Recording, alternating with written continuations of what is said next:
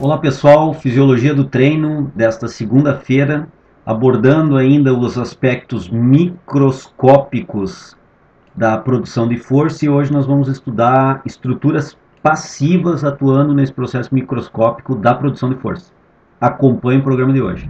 Nós já estamos fazendo há 3 segundas-feiras anteriores, nós vemos discutindo nessas segundas-feiras, na série Fisiologia do Treino, aspectos da fisiologia muscular relacionado à produção de força, principalmente no ambiente microscópico.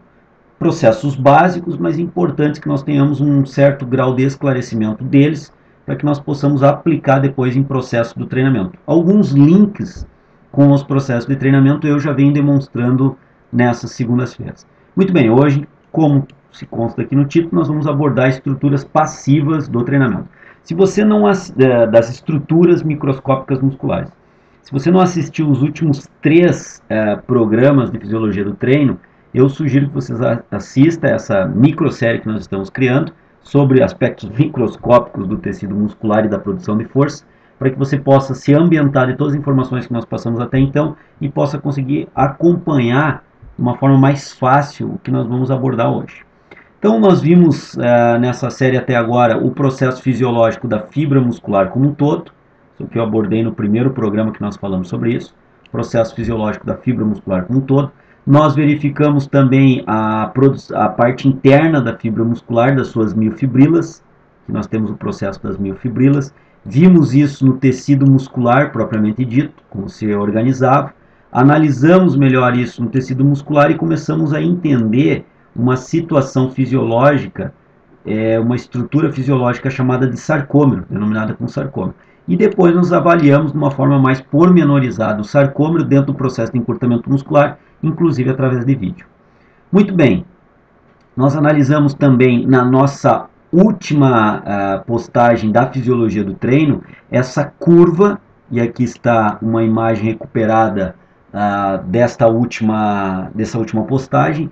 Nós analisamos a curva de produção de força, em termos de percentual, do sarcômero em função do seu comprimento. Isso foi abordado no nosso último programa, portanto, e nós vimos que existe um comprimento, isso aqui é um gráfico aqui que nós terminamos a última postagem, existe um comprimento ideal da fibra, ou melhor, do sarcômero, no qual ele produz seu 100% de força, produz a sua produção maior, a sua produção máxima de força.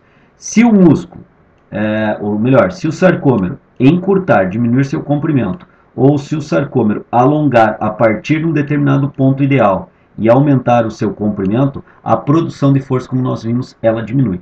Então nós chegamos à conclusão que conforme nós vamos alongando o sarcômero, essa curva do gráfico que nós analisamos aí também semana passada, nós vamos diminuindo a produção, a capacidade de produção de força, e aqui estão os níveis percentis dessa produção de força, conforme se aumenta o comprimento do sarcômero.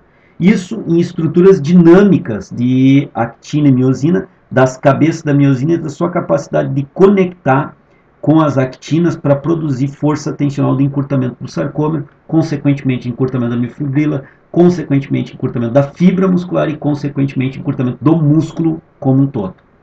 O que nós vamos analisar, então ficou claro isso para nós, que a partir de um ponto ideal de comprimento da fibra, a partir de um ponto ideal de comprimento do sarcômero, nós temos uma produção máxima de força muscular.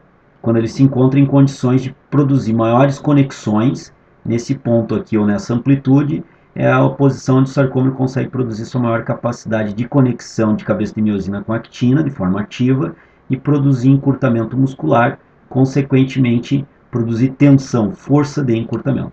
Se nós diminuirmos o comprimento desse sarcômero, ele diminui a sua capacidade de força. Se nós aumentarmos o comprimento desse sarcômero, ele aumenta a sua capacidade de força. Muito bem, isso que nós vimos em linhas gerais, resumindo aí as últimas 3 a 4 postagens do Treino em Foco Fisiologia do Treino. Vejam bem, hoje nós vamos abordar as estruturas passivas. Que estruturas passivas são essas que trabalham na força? Nós temos um gráfico para analisar. São elementos elásticos que existem no próprio sarcômero. Esses elementos elásticos que existem no próprio sarcômero estão na cabeça da miosina, que eu já detalhei em postagens anteriores, que essa cabeça da miosina, ao conectar nas actinas, produz a estrutura de ponte cruzada que vai funcionar através da energia de adenosina trifosfato, através da energia de ATP, produzir um mecanismo de movimentação dessa cabeça da miosina e tração sobre as actinas, encurtando o sarcômero. Se você tem dúvidas sobre isso, reveja as postagens anteriores. Então, nas cabeças da miosina existem também elementos elásticos, além de estruturas que ancoram e estabilizam os miofilamentos no sarcômero, também terem essa característica elástica. Entre elas, nós temos a desmina e poderíamos colocar aqui também a titina, como estruturas que, quando o sarcômero alonga, aumenta o seu comprimento, essas estruturas geram resistência contra esse movimento. Elas estendem numa situação similar a uma situação elástica, por isso aqui elementos elásticos, gerando uma tensão forte para voltar o sarcômero ao seu tamanho, ao seu comprimento normal.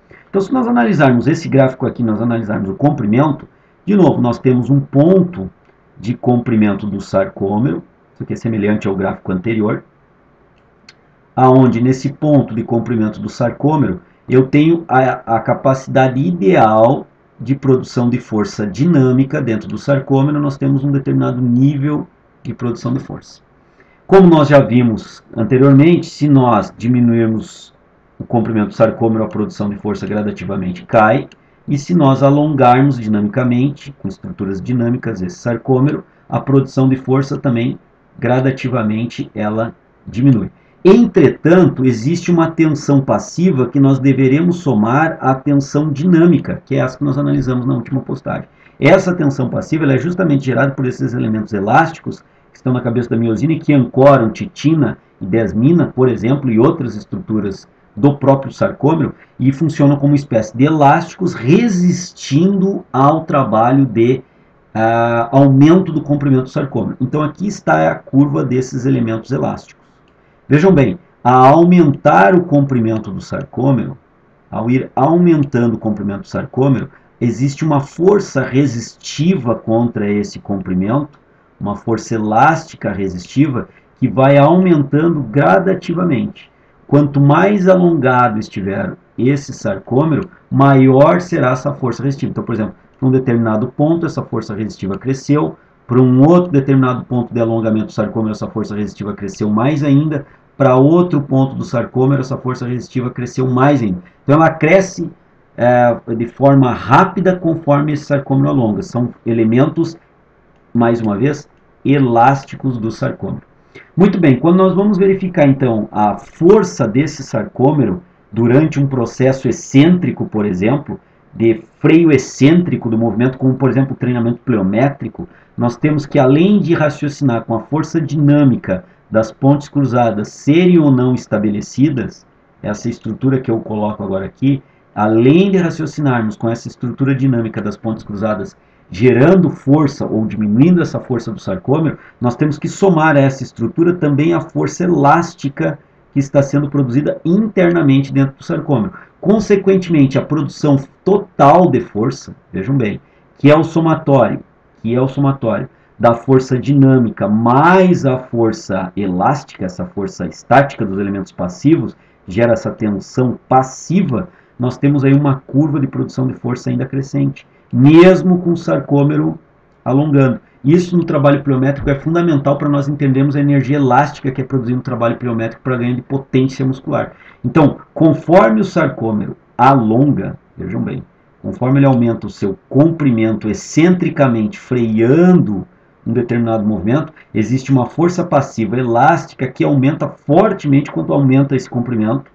E essa força, então, se soma à força dinâmica, fazendo com que a força total do sarcômero tenha esse comportamento que eu marco agora aqui. Quando começaria a descer a força total devido às atuações dinâmicas do sarcômero, a força estática dos elementos estáticos cresce, essa força elástica cresce e faz com que a curva, consequentemente, de força do sarcômero continue aumentando mesmo quando ele aumenta o seu comprimento, desde que seja uma contração excêntrica. Então vejam bem, há uma força, até um determinado ponto iria começar a cair, ela continua subindo agora pelos elementos passivos, não mais pelo elemento ativo de força ativa que nós vimos na última postagem. Então existe aqui mais um elemento a ser considerado na força microscópica que um sarcômero é capaz de produzir. Isso quando há um freio excêntrico balístico do movimento. Isso está acoplado quando se faz particularmente, movimentos de treinamento pliométrico. Também podemos considerar isso em movimentos rápidos sendo executados na sala de TRP, na sala de musculação, movimentos de treinamento de potência com peso na sala de musculação, no freio excêntrico do movimento. Isso nós vamos abordar daí a aplicação mais pormenorizada desses conhecimentos em outras postagens do Treino em Foco. Aguardo vocês então numa próxima segunda-feira, no próximo Fisiologia do Treino, onde nós vamos abordar essas questões e fazer uns links com as produções de forças reais a partir de conhecimentos fisiológicos. Um grande abraço, até a próxima segunda-feira. Nós temos com constituições fisiológicas distintas de fibras musculares. O que eu quero dizer com isso? O indivíduo pode ter uma alta participação de fibras brancas que respondem bem ao processo de hipertrofia na musculatura de peitoral maior, por exemplo, e ter uma baixa constituição dessas fibras brancas